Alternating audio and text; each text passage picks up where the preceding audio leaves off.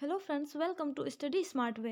जैसा कि कल आप लोगों को बताया था कि पर्यायवाची का कल आप लोगों के लिए एक एक्सरसाइज लेकर आएंगे।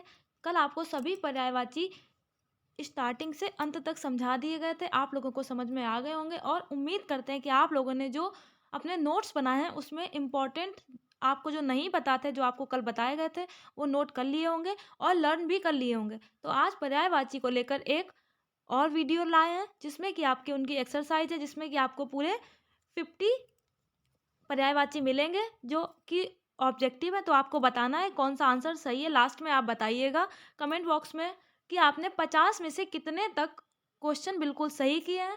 तो चलिए शुरू करते हैं आज की क्लास को। पहला क्वेश्चन आपके सामने दिया गया है, अंक का पर्यायवाची क्या है। अंक का पर्यायवाची पूछा गया है। आपके सामने 4 ऑप्शन है, अंश, अंग, संख्या या फिर संख्या। तो अंक मीन्स होता है संख्या। यहाँ आपका ये 4th ऑप्शन सही हो जाएगा। अंक का मतलब गोद भी होता है। अगर यहाँ पर इसके जगह पर गोद होता तो वो भी आपका सही होता। अंक मीन्स गोद भी होता है और अंक मीन्स संख्या भी होता है। अगला देखते हैं, अभ्यस्त का पर्यायवाची क्या है। अभ्यस्त का परिश्रमी, तेजस्वी, आदि या फिर मेधावी। तो अभ्यस्त मीन्स होता है जो किसी चीज का आदि हो जाता है, यानी कि आपका ये 3rd ऑप्शन सही हो जाएगा। अभ्यस्त का पर्यायवाची आदि। अगला देखते हैं, अरण्य का पर्यायवाची कानन, देवदारू, अकेला या फिर हरियाली। तो अरण्य मीन्स होता है वन, जंगल, कानन। तो ये आपका फर्स्ट ऑप्शन सही हो जाएगा। अरण्य के और पर्यायवाची वन, जंगल, कानन, ये सभी अरण्य के ही पर्यायवाची हैं और ये आपका एसएससी में पूछा गया था। अगला देखते हैं, असुर का पर्यायवाची पूछा गया है। समानार्थी या पर्यायवाची एक ही बात होती है। असुर का पापी, भूत, राक्षस या फिर उद्दंड। तो असुर का जो पर्यायवाची है वो राक्षस हो जाएगा। यहाँ आपका 3rd ऑप्शन सही हो जाएगा, असुर का राक्षस। आनंद का पर्यायवाची, आनंद मीन्स होता है खुशी। आनंद का अर्थ होता है प्रसन्नता, खुशी। तो चलिए देखते हैं, सहकार, स्पृहा, प्रमाद और प्रमोद। तो यहाँ पर जो आपका 4th ऑप्शन दिया गया है प्रमोद, प्रमोद का अर्थ भी होता है खुशी, प्रसन्नता। तो यहाँ आपका 5th क्वेश्चन आनंद का पर्यायवाची में 4th ऑप्शन सही हो जाएगा, प्रमोद। अगला देखते हैं, इंद्र का पर्यायवाची पूछा गया है। आपके सामने 4 ऑप्शन दिए गए हैं, पुरंदर, महेश, महिषुर या फिर देवासुर। तो इंद्र का पर्यायवाची क्या है। तो यहाँ आपका ये 4th ऑप्शन सही हो जाएगा। इंद्र को देवासुर या फिर देवराज भी कहा जाता है। आप लोगों ने सुना होगा देवराज इंद्र कहा जाता है, तो इनको देवासुर और देवराज भी कहा जाता है। अगला देखते हैं, उज्ज्वल का समानार्थी शब्द क्या है। उज्ज्वल स्वच्छ, धवल, पवित्र या फिर कृष्ण। तो यहाँ पर उज्ज्वल का पूछ रहे हैं। उज्ज्वल मीन्स होता है साफ सुथरा। तो साफ सुथरा का हो जाएगा आपका पहला ऑप्शन स्वच्छ। उज्ज्वल मीन्स स्वच्छ। धवल का अर्थ होता है श्वेत, श्वेत धवल को कहा जाता है। कृष्ण काले रंग को भी कहा जाता है और माधव, घनश्याम, ये सभी भगवान कृष्ण के ही पर्यायवाची हैं। अगला देखते हैं, वीडियो को अंत तक जरूर देखिएगा। इसमें आपके बहुत सारे क्वेश्चन कंप्लीट हो जाएंगे जो आपको नहीं आते हैं और जो थोड़े टफ हैं वो सभी आप कर सकते हैं एग्जाम में। किसी तरह का कोई कंफ्यूजन नहीं रहेगा। अगले प्रश्न की तरफ बढ़ते हैं, ऊर्जा का समानार्थी शब्द। ऊर्जा का समानार्थी शब्द पूछा गया है, उष्णता, तीक्ष्ण, ओज या फिर तीव्रता। तो ऊर्जा का जो समानार्थी शब्द है वो आपका 3rd ऑप्शन हो जाएगा, ओज। कतिपय का समानार्थी, कतिपय मीन्स होता है कुछ। तो यहाँ देख लीजिए आपके ऑप्शन 4 दिए गए हैं, अनेक, शायद, थोड़ा और कुछ। तो ये जो आपका 4th ऑप्शन है ये सही हो जाएगा। कतिपय का जो समानार्थी है वो कुछ होता है और ये आपका ये दिल्ली विश्वविद्यालय की जो बीएड की एंट्रेंस परीक्षा हुई थी उसमें पूछा गया था, इसलिए इसको नोट कर लीजिएगा। अगर आपको नहीं आता है तो ज़रूर नोट कर लें, अन्यथा एक बार रिवीजन ज़रूर कर लें। कटिबद्ध का सही पर्यायवाची शब्द क्या है। कटिबद्ध तैयार, कमरबंद, निर्दयी और विक्षिप्त। तो कटिबद्ध का जो सही पर्यायवाची है वो होता है तैयार। यहाँ आपका पहला ऑप्शन सही हो जाएगा। कटिबद्ध का मीन्स होता है तैयार। आगे बढ़ते हैं अगले प्रश्न पर। कीर्ति का पर्यायवाची। कीर्ति मीन्स होता है यश, रचना, यश, निपुण या फिर कीर्तन। तो यहाँ पर आपका सेकेंड ऑप्शन दिख रहा है, कीर्ति का पर्यायवाची होता है यश। कृष्ण का पर्यायवाची शब्द कौन सा है? कृष्ण का गुडाकेश, पार्थ, मधुसूदन या फिर धर्मराज। तो यहाँ पर भगवान श्री कृष्ण का पर्यायवाची पूछा गया है। तो यहाँ आपका कृष्ण का पर्यायवाची पूछा गया है। तो आपको बता देते हैं, ये जो गुडाकेश है ये अर्जुन को कहा जाता है और भगवान शिव को भी कहा जाता है गुडाकेश। पार्थ भी अर्जुन को कहा जाता है, ये नोट कर लीजिएगा। धर्मराज युधिष्ठिर को कहा जाता है। तो अब आपका ऑप्शन कौन सा बचा है? आपका थर्ड ऑप्शन बचा है मधुसूदन। तो भगवान श्री कृष्ण को मधुसूदन भी कहा जाता है। यहाँ आपका थर्ड ऑप्शन बिल्कुल सही हो जाएगा। अगला देखते हैं, चपला का समानार्थी शब्द कौन सा है? चपला का अर्थ होता है बिजली। और यहाँ देख लीजिए बिजली का पर्यायवाची कौन सा है। कल आपको बताए थे बिजली के कई पर्यायवाची। तो चलिए देखते हैं, ज्वाला, कंजूस, भामिनी या फिर दामिनी। तो बिजली का जो पर्यायवाची है वो दामिनी हो जाएगा। यहाँ आपका थर्ड ऑप्शन बिल्कुल सही हो जाएगा। तो आप लोग समझ गए होंगे, दामिनी, चपला ये सभी बिजली के पर्यायवाची हैं। और अगर यहाँ पर आपको कोई ऑप्शन यामिनी का दे दिया जाता तो यामिनी किसको कहा जाता है? यामिनी होती है रात को, यामिनी रात को कहा जाता है। तो ये इसमें आप बिल्कुल भी कंफ्यूजन मत लाइएगा। दामिनी और यामिनी काफ़ी मिलते जुलते शब्द हैं, लेकिन दामिनी का अर्थ होता है बिजली और यामिनी का अर्थ होता है रात। चलिए आगे बढ़ते हैं अगले प्रश्न की तरफ। जनार्दन किसका पर्यायवाची है? आपके सामने 4 ऑप्शन दिए गए हैं। जनार्दन किसका पर्यायवाची है? ये आपका यूपीएससी समीक्षा अधिकारी में पूछा गया था प्रश्न कि जनार्दन किसका पर्यायवाची है? श्री राम का, श्री कृष्ण का, विष्णु का या फिर ब्रह्मा का। तो भगवान राम को पुरुषोत्तम कहा जाता है। विष्णु के कई पर्यायवाची हैं, ब्रह्मा के भी कई पर्यायवाची हैं। तो ये जो जनार्दन है ये भगवान श्री कृष्ण का पर्यायवाची है। यहाँ आपका ये सेकेंड ऑप्शन सही हो जाएगा। भगवान राम के, विष्णु के और ब्रह्मा जी के ये सभी पर्यायवाची आपको कल की क्लास में बताए गए थे। जिन्होंने भी अभी नहीं देखे वो जरूर देख लें उस क्लास को, उसके बाद ये क्लास देखें, जिससे कि आप लोगों की समझ की और भी ज़्यादा शक्ति बढ़ेगी, जिससे आप लोग आत्मविश्वास बढ़ेगा अपने आप से क्वेश्चन करने का। अगला प्रश्न देखते हैं, जीव का पर्याय क्या है? इसमें जीव का पर्यायवाची पूछा गया है वचन, रसना, ध्वनि और जीव। ये भी समीक्षा अधिकारी की परीक्षा में पूछा गया था। जीव का यानी जिससे हम स्वाद लेते हैं, टंग का पर्यायवाची पूछा गया है। तो ये आपका सेकेंड ऑप्शन है रसना, ये बिल्कुल सही हो जाएगा। अगले प्रश्न की तरफ बढ़ते हैं, तरंग किसका पर्यायवाची है? तरंग, तरंग का अर्थ होता है लहर, लहर, हिलोर, ये तरंग के पर्यायवाची हैं। नदी में जो हिलोरें आती हैं वो तरंग कहलाती है। तो देखते हैं, क्षीण, काया, ऊर्मी और प्रतिकृति। तो तरंग किसका पर्यायवाची पूछा गया है? तो ये जो आपका थर्ड ऑप्शन दिया गया है ऊर्मी, ऊर्मी को तरंग भी कहा जाता है, लहर भी कहा जाता है, हिलोर भी कहा जाता है। तो ये सभी लहर के पर्यायवाची हैं। यहाँ आपका थर्ड ऑप्शन सही हो जाएगा। अगला देखते हैं, दास किसका पर्यायवाची है? किन्नर का, सेवक का, नायक का या फिर इनमें से कोई नहीं। तो दास कहते हैं सेवक को। यहाँ ये सेकेंड ऑप्शन सही हो जाएगा। नैसर्गिक का पर्यायवाची क्या है? सत्कृत, चमत्कृत, प्राकृतिक और चतुर्दिक। तो नैसर्गिक किसको कहा जाता है? जो प्रकृति से उत्पन्न होता है, यानी कि जो प्रकृति के द्वारा बनाया जाता है उसको नैसर्गिक कहा जाता है। तो ये आपका थर्ड ऑप्शन सही हो जाएगा, प्राकृतिक। अक्सर लोग कंफ्यूजन में आ जाते हैं और नैसर्गिक का पर्यायवाची कृत्रिम करके आते हैं, लेकिन वो बिल्कुल गलत होता है, वो उसका विलोम होता है। और पर्यायवाची तो ये प्राकृतिक। आगे बढ़ते हैं अगले प्रश्न पर, माहवार किसका पर्यायवाची है? माहवार पूछा गया है महावर का, मंगलवार का, प्रति माह का या फिर महावत का। तो यहाँ क्वेश्चन देख लीजिए, महावार, माह और वार यानी कि प्रति माह, ये आपका थर्ड ऑप्शन सही हो जाएगा।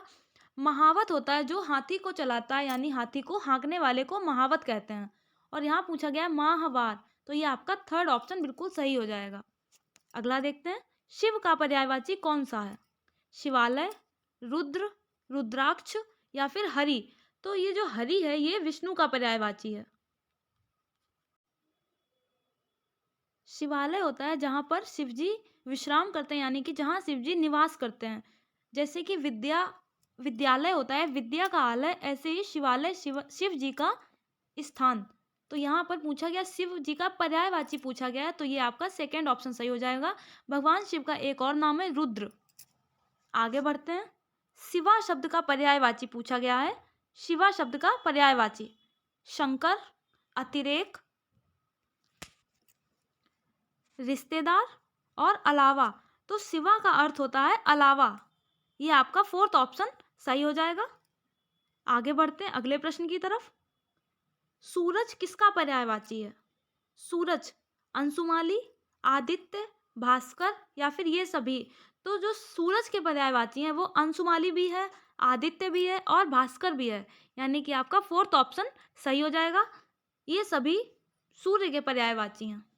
अगला देखते हैं, हिरण्य पर्यायवाची किसका है? मोस्ट इंपॉर्टेंट क्वेश्चन है, इसको जरूर लिख लीजिएगा। अगर आपको इसमें कोई कंफ्यूजन हो तो जरूर लिख लीजिएगा, आपको नहीं आता है तब भी लिख लें, अगर आता है तो रिवीजन जरूर कर लें। हिरण्य का पर्यायवाची पूछा गया है कौन सा है? कुरंग, सारंग, कंचन और केसरी। तो केसरी तो कहते हैं शेर को, और बाकी देख लेते हैं। कंचन सोने को कहा जाता है, ये आपको कल बताया गया था, कंचन सोने को कहते हैं। कुरंग और सारंग ये दोनों ही हिरण के पर्यायवाची हैं। अब आप देख लीजिए हिरण्य का पर्यायवाची इनमें से कौन सा है? तो हिरण्य कहा जाता है सोने को, यानी कि आपका ये थर्ड ऑप्शन बिल्कुल सही हो जाएगा। अक्सर लोग इसमें कंफ्यूजन में आ जाते हैं और ये ऑप्शन सही कर देते हैं, इसलिए हिरण और हिरण्य ये दोनों ही अलग अलग हैं। हिरण कहते हैं कुरंग, सारंग ये सभी हिरण के पर्यायवाची हैं। मृग और हिरण्य जो है वो कंचन है, सोना है, स्वर्ण है, कनक है, ये सभी हिरण्य के पर्यायवाची, तो इनको अलग अलग नोट कर लीजिएगा। तो यहाँ आपका ये थर्ड ऑप्शन बिल्कुल सही हो जाएगा। आगे बढ़ते हैं अगले प्रश्न की तरफ। अग्नि के पर्यायवाची पूछे गए हैं, अनिल, पावक, कृशाणु या फिर वैश्वानर। अग्नि का पर्यायवाची इसमें कौन सा नहीं है, यहाँ पूछा गया है। इनमें आपको एक पर्यायवाची इसमें अग्नि का नहीं है, वही ढूंढना है। अनिल, पावक, कृशाणु और वैश्वानर। तो यहाँ अग्नि का पर्यायवाची शब्द कौन सा नहीं है पूछा गया है। इनमें से कोई चार ऑप्शन में से कोई तीन अग्नि के पर्यायवाची हैं और जो नहीं है वो आपको बताना है। तो यहाँ आपका ये पहला ऑप्शन जो दिया गया है अनिल, ये अग्नि का पर्यायवाची नहीं है, ये हवा का पर्यायवाची है। अगला देखते हैं, अमृत का पर्यायवाची इनमें कौन सा नहीं है? सोम, हेम, पीयूष या फिर अमीय। तो यहाँ पर सोम, पीयूष और अमीय ये तीनों ही अमृत के पर्यायवाची हैं। बचा आपका सेकेंड ऑप्शन हेम, ये अमृत का पर्यायवाची नहीं है, ये बर्फ का पर्यायवाची है। यहाँ आपका सेकेंड ऑप्शन सही हो जाएगा। अगला देखते हैं, अहि। अहि मीन्स होता है सांप। सांप का पर्यायवाची कौन सा नहीं है? उरग, सरीसृप, पवनाश या फिर सिंदूर। तो यहाँ कौन सा नहीं है पूछा गया है। आपके ये तीनों ऑप्शन ही सांप के पर्यायवाची हैं। फोर्थ ऑप्शन जो है वो सांप का पर्यायवाची नहीं है, इसलिए ये आपका सही हो जाएगा। अगला देखते हैं, आकाश का पर्यायवाची यहाँ कौन सा नहीं है? व्योम, श्रांति, दिव या फिर पुष्कर। तो पूछा गया है कौन सा नहीं है, तो ये आपको सेकेंड ऑप्शन दिख रहा है श्रांति, ये आकाश का। बाकी व्योम, दिव और पुष्कर ये तीनों ही आकाश यानी आसमान के पर्यायवाची हैं। Question number 28, Indira. Most important question है, इसको नोट कर लीजिएगा। इंद्रा किसका पर्यायवाची है? पहला क्वेश्चन तो ये है। तो इंद्रा जो है ये लक्ष्मी का पर्यायवाची है। अब यहाँ देख लीजिए लक्ष्मी के कौन से पर्यायवाची नहीं है? श्री, कमला, पद्मा या फिर भारती। तो जो भारती है ये सरस्वती का पर्यायवाची है, और यही पूछा गया था आपसे कि कौन सा इसमें लक्ष्मी का पर्यायवाची नहीं है। बाकी आपके श्री, कमला और पद्मा ये तीनों ही देवी लक्ष्मी के पर्यायवाची हैं। तो ये आपका फोर्थ ऑप्शन सही हो जाएगा। भारती माता सरस्वती का पर्यायवाची है। अगला देखते हैं, कमल का पर्यायवाची इसमें कौन सा नहीं है? नीरदी, पंकज, सरोज या फिर पुंडरीक। ये LLB के एंट्रेंस एग्जाम में पूछा गया था, कमल का पर्यायवाची नहीं है। तो यहाँ ये आपको पहला ऑप्शन दिख रहा है, नीरदी। कल आपको बताया था कि जहाँ पर जा और दा का अंतर होता है वहाँ पर कमल और बादल में होता है। जैसे कि यहाँ पे आपको ये पंकज में लास्ट में जा दिख रहा है, इसी तरह अगर यहाँ पर पंकद होता तो ये बादल का हो जाता। इसी तरह से अगर लास्ट में धा होता तो वो सागर के पर्यायवाची हो जाते हैं। तो ये नीरदी है जो ये सागर का पर्यायवाची है। अगला देखते हैं, कर्ण के पर्यायवाची पूछे गए हैं, कौन सा नहीं है इनमें से? कर्ण का पर्यायवाची नहीं है। सूतपुत्र, धनंजय, राधेय और अंगराज। तो सूतपुत्र कर्ण को कहा जाता था क्योंकि कर्ण को जिसने पाला था वो एक सूत थे। धनंजय, राधेय भी कर्ण को कहा जाता है क्योंकि इनकी माता का नाम राधा था। राधा के पुत्र होने की वजह से इनको राधेय कहा गया। और अंगराज भी कर्ण को कहा जाता है क्योंकि इनके पास कवच और कुंडल थे, जो कि ये जब पैदा हुए थे तो इनको भगवान सूर्य ने गिफ्ट किए थे।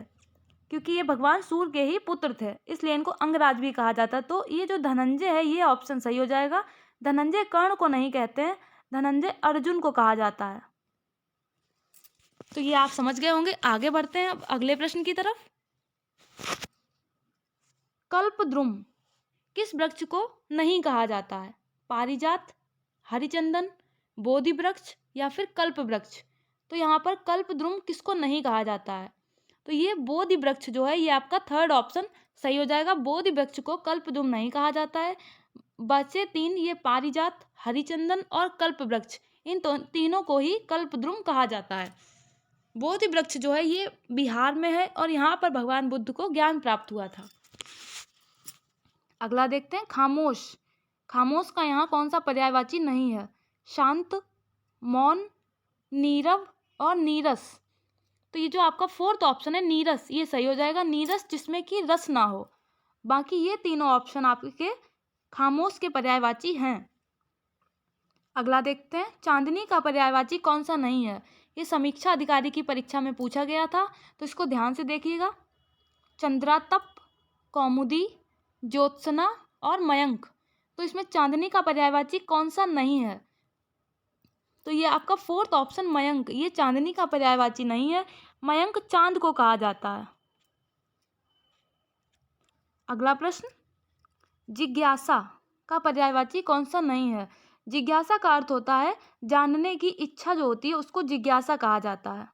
वृत्तिका, उत्कंठा, उत्सुकता और कौतूहल। तो जिज्ञासा कौन सा नहीं है? उत्कंठा, उत्सुकता और कौतूहल, ये तीनों ही जिज्ञासा के पर्यायवाची हैं। और ये आपका जो पहला ऑप्शन है वृत्तिका, ये जिज्ञासा का पर्यायवाची नहीं है, तो ये सही हो जाएगा। अगला प्रश्न, झरना का पर्यायवाची कौन सा नहीं है? उत्स, स्रोत और निर्झर। झरना होता है जो लगातार बहता ही रहता है। तो ये आपका फोर्थ ऑप्शन झरने का पर्यायवाची है। थर्ड ऑप्शन भी है, फर्स्ट भी है। ये आपका जो सेकेंड ऑप्शन दिया गया है स्रोत, ये झरना का पर्यायवाची नहीं है, ये श्लोक का पर्यायवाची है। श्लोक का पर्यायवाची ये हो जाएगा आपका सेकेंड ऑप्शन, ये झरने का पर्यायवाची नहीं है। अगले प्रश्न की तरफ बढ़ते हैं। अगला प्रश्न है तोष। अगला, तोष का समानार्थी इनमें कौन सा नहीं है? तोष का अर्थ होता है संतुष्टि। तो यहाँ पर देखिए आपके सामने चार ऑप्शन दिए गए हैं, तुष्टि, तृप्ति, तृष्णा और संतोष। तो ये आपका जो थर्ड ऑप्शन है तृष्णा, तृष्णा को प्यास कहा जाता है। तृष्णा का अर्थ होता है प्यास। तो ये आपका सही हो जाएगा। यहाँ पूछा गया कौन सा नहीं है, तो यहाँ आपका ये थर्ड ऑप्शन सही हो जाएगा। अगला देखते हैं, थकान का इनमें कौन सा नहीं है? श्रांति, विश्रांति, क्लांति और थकावट। तो यहाँ आपका सेकेंड ऑप्शन आपको दिख रहा होगा विश्रांति। विश्रांति का अर्थ होता है आराम या फिर विश्राम। तो ये इसका पर्यायवाची नहीं है। बाकी श्रांति, क्लांति और थकावट ये तीनों ही थकान के पर्यायवाची हैं। तो यहाँ आपका सेकेंड ऑप्शन सही हो जाएगा। आगे बढ़ते हैं अगले प्रश्न की तरफ। अगला देखते हैं, दर्पण का पर्यायवाची कौन सा नहीं है? दर्पण का अर्थ होता है आईना, शीशा। तो देखते हैं, आरसी, आईना, दर्शन और मुकुर। तो इनमें कौन सा दर्पण का पर्यायवाची नहीं है? तो यहाँ ये आपका थर्ड ऑप्शन जो है दर्शन, ये दर्पण का पर्यायवाची नहीं है। तो ये आपका ऑप्शन सही हो जाएगा, थर्ड ऑप्शन। आगे बढ़ते हैं अगले प्रश्न पर। निंदा का पर्यायवाची इनमें कौन सा नहीं है? निंदा यानी किसी की बुराई करना, बुराई, भर्त्सना, दोषारोपण और विमर्श। तो यहाँ इनमें कौन सा नहीं है? तो जो आपका ये फोर्थ ऑप्शन है विमर्श। विमर्श यानी किसी से वार्तालाप करना, किसी चीज के लिए परामर्श लेना, तो वो विमर्श होता है। यहाँ आपका फोर्थ ऑप्शन सही हो जाएगा। और बाकी ये बुराई, भर्त्सना और दोषारोपण, ये सभी निंदा के समानार्थी शब्द हैं। अगला देखते हैं, पृथ्वी का पर्यायवाची इनमें कौन सा नहीं है? पृथ्वी का भारती, क्षिति, वसुधा और धरा। तो आपको कल बताया था, पृथ्वी के कई सारे पर्यायवाची आपको बताए थे। अगर आप लोगों ने पढ़ा होगा तो इसमें जरूर समझ गए होंगे कि कौन सा पर्यायवाची इसमें पृथ्वी का नहीं है। तो ये जो आपका पहला ऑप्शन है भारती, ये पृथ्वी का पर्यायवाची नहीं है, ये सरस्वती का पर्यायवाची है। बचे आपके तीन, क्षिति, वसुधा और धरा, ये तीनों ही पृथ्वी के पर्यायवाची हैं। आप लोगों ने सुना होगा क्षिति जल पावक गगन समीरा। तो क्षिति जल पावक मीन्स आग, गगन मीन्स आकाश और समीर मीन्स हवा। तो क्षिति जल पावक गगन समीरा, तो ये तीनों से ही मिलकर शरीर का निर्माण होता है, यानी कि पंच तत्व मिल बना शरीरा। क्षिति जल पावक गगन और समीर यानी हवा से ही मिलकर, इन्हीं पांचों से मिलकर शरीर का निर्माण होता है। तो यहाँ क्षिति का अर्थ होता है पृथ्वी। तो क्षिति, वसुधा, धरा, वसुंधरा, ये सभी पृथ्वी के पर्यायवाची हैं। और यहाँ आपको ये भारती है, ये सरस्वती का पर्यायवाची है। चलिए आगे बढ़ते हैं। ब्रह्मा का पर्यायवाची इनमें कौन सा नहीं है? प्रजापति, विधि, स्वयंभू और पंचानन। तो यहाँ ब्रह्मा का कौन सा पर्यायवाची नहीं है? तो जो आपको फोर्थ ऑप्शन दिख रहा होगा पंचानन, ये ब्रह्मा का पर्यायवाची नहीं है। पंचानन यानी कि पांच है आनंद जिसके, अर्थात भगवान शिव। तो ये आपका फोर्थ ऑप्शन सही हो जाएगा। ब्रह्मा का पर्यायवाची पंचानन नहीं है, ये भगवान शिव का पर्यायवाची है। और यहाँ नीचे आपको दिख रहा होगा आशुतोष, ये भी भगवान शंकर का ही पर्यायवाची है। अगला प्रश्न, महादेव किसका पर्यायवाची नहीं है? हरि का, शिव का, नीलकंठ और आशुतोष। अभी आपको बताया आशुतोष भगवान शिव का पर्यायवाची है। नीलकंठ, उनका कंठ नीला होने की वजह से उनको नीलकंठ भी कहते हैं। और शिव उनका नाम है। तो ये तीनों ही भगवान शिव के पर्यायवाची हैं। तो आपको जो पहला ऑप्शन दिख रहा है हरि, ये शिव का पर्यायवाची नहीं है, ये विष्णु का पर्यायवाची है। तो यहाँ आपका पहला ऑप्शन सही हो जाएगा। अगला देखते हैं, रात्रि का पर्यायवाची इनमें कौन सा नहीं है? यामिनी, शर्वरी, उर्वशी और विभावरी। अभी आपको बताया था यामिनी और दामिनी में अंतर, तो यहाँ ये यामिनी आ गया। यामिनी रात का पर्यायवाची होता है। शर्वरी भी रात को कहते हैं और विभावरी भी रात को कहा जाता है। उर्वशी ये रात का पर्यायवाची नहीं है, तो ये आपका ऑप्शन सही हो जाएगा।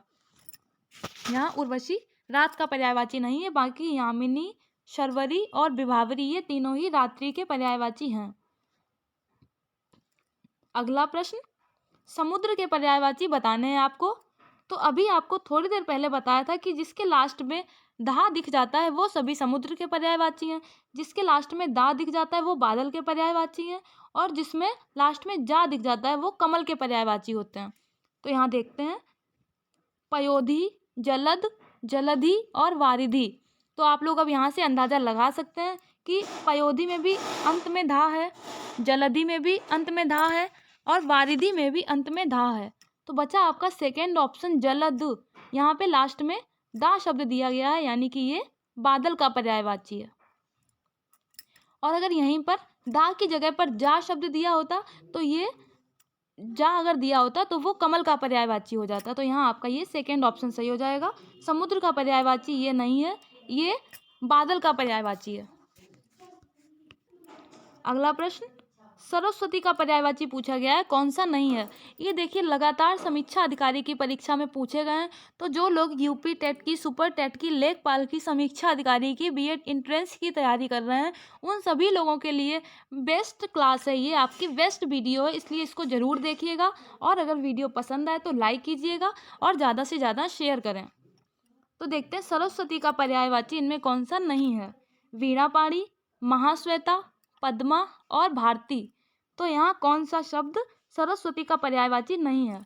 तो यहाँ आपको ये थर्ड ऑप्शन दिख रहा है, ये पद्मा, ये सरस्वती को नहीं कहते हैं, पद्मा लक्ष्मी जी को कहा जाता है। तो यहाँ आपका थर्ड ऑप्शन सही हो जाएगा। बाकी वीणापाणी, महाश्वेता और भारती ये तीनों ही सरस्वती के पर्यायवाची हैं। आगे बढ़ते हैं। यहाँ पर सूर्य का पर्यायवाची कौन सा नहीं है वो बताना है। प्रभाकर, निशाकर, दिनकर और दिनेश। तो यहाँ बताना है सूर्य का पर्यायवाची कौन सा नहीं है। तो ये आपको निशाकर दिख रहा है, सेकेंड ऑप्शन सही हो जाएगा। ये सूर्य का पर्यायवाची नहीं है, ये चंद्रमा का पर्यायवाची है। निशाकर, चंद्रमा को निशाकर भी कहा जाता है। और बचे ये तीन, प्रभाकर, दिनकर और दिनेश, ये सभी सूर्य के पर्यायवाची हैं। तो इनमें आपको जो नहीं आते हैं उनको ज़रूर नोट कर लीजिएगा और जो आते हैं उनका एक बार रिवीजन ज़रूर करें, नहीं तो आप भूल सकते हैं। तो चलिए देखते हैं अगला। सुंदर का पर्यायवाची कौन सा नहीं है? चारू, ललाम, मंजुल और मंजूषा। तो यहाँ सुंदर का पर्यायवाची इनमें कौन सा नहीं है वो आपको बताना है। तो यहाँ आपको फोर्थ ऑप्शन दिख रहा होगा, मंजूषा। ये सुंदर का पर्यायवाची नहीं है। मंजूषा कहते हैं संदूक को। संदूक है, बक्सा है, पेटी है, ये सभी मंजूषा के पर्यायवाची हैं। और बचे आपके चारू, ललाम और मंजुल, ये सभी सुंदर के पर्यायवाची हैं। अगला देखते हैं। हिमालय का इनमें कौन सा पर्यायवाची नहीं है? गिरिजेश, गिरिराज, नगराज और हिमाद्री। इनमें बताना है हिमालय का कौन सा पर्यायवाची नहीं है। तो यहाँ आपको जो पहला ऑप्शन दिख रहा है गिरिजेश, ये हिमालय का पर्यायवाची नहीं है। बाकी गिरिराज, नगराज और हिमाद्री ये सभी हिमालय के पर्यायवाची हैं। तो यहाँ आपका पहला ऑप्शन सही हो जाएगा। ये इग्नू बीएड की एंट्रेंस एग्जाम में पूछा गया था 2010 में। अगला देखते हैं। इनमें हिरण का पर्यायवाची कौन सा नहीं है वो बताना है। कुरंग, सुरंग, सारंग और मृग। तो यहाँ आपको सेकेंड ऑप्शन दिख रहा है, सुरंग। ये हिरण का पर्यायवाची नहीं है। सुरंग कहते हैं गुफा को। गुफा को सुरंग भी कहा जाता है। और बचे कुरंग, सारंग और मृग, ये तीनों हिरण के पर्यायवाची हैं। आगे देखते हैं। होशियार का इसमें कौन सा पर्यायवाची नहीं है? चतुर, बुद्धिमान, पटतर और प्रवीण। तो यहाँ बताना है कि होशियार का कौन सा नहीं है। चतुर, बुद्धिमान और प्रवीण, ये तीनों ही होशियार के पर्यायवाची हैं। आपको थर्ड ऑप्शन दिख रहा है जो पटतर, ये होशियार का पर्यायवाची नहीं है। पटतर का अर्थ होता है बराबर। पटतर कहते हैं बराबर को। तो ये आपका थर्ड ऑप्शन यहाँ पर सही हो जाएगा। पटतर होशियार का पर्यायवाची नहीं है। बचे चतुर, बुद्धिमान और प्रवीण, ये तीनों ही होशियार के पर्यायवाची हैं। तो आज के प्रश्नों की श्रृंखला आपकी यहाँ समाप्त होती है। आप लोगों को अगर किसी प्रश्न में कोई दिक्कत हो तो वो आप कमेंट बॉक्स में बता सकते हैं। आप लोग ज़रूर बताइएगा कि आपने 50 में से कितने क्वेश्चन बिल्कुल सही किए हैं, वो आप कमेंट बॉक्स में बताइएगा। उस हिसाब से अपनी तैयारी को आगे बढ़ाए रखिएगा, क्योंकि पढ़ाई कभी भी बेकार नहीं होती है, इसलिए अपनी पढ़ाई को बरकरार रखिएगा। इसको ध्यान से देखिएगा, अपने नोट्स ज़रूर बनाते चलें साथ साथ, और उनका डेली रिवीजन भी करते चलें। कल आपके लिए एक नया प्रैक्टिस सेट लेकर आएंगे, वीडियो लेकर आएंगे, जिसमें कि आपका कोई नया टॉपिक होगा, वो आपको पूरा विस्तृत समझाया जाएगा। तब तक के लिए थैंक यू। जय हिंद, जय भारत।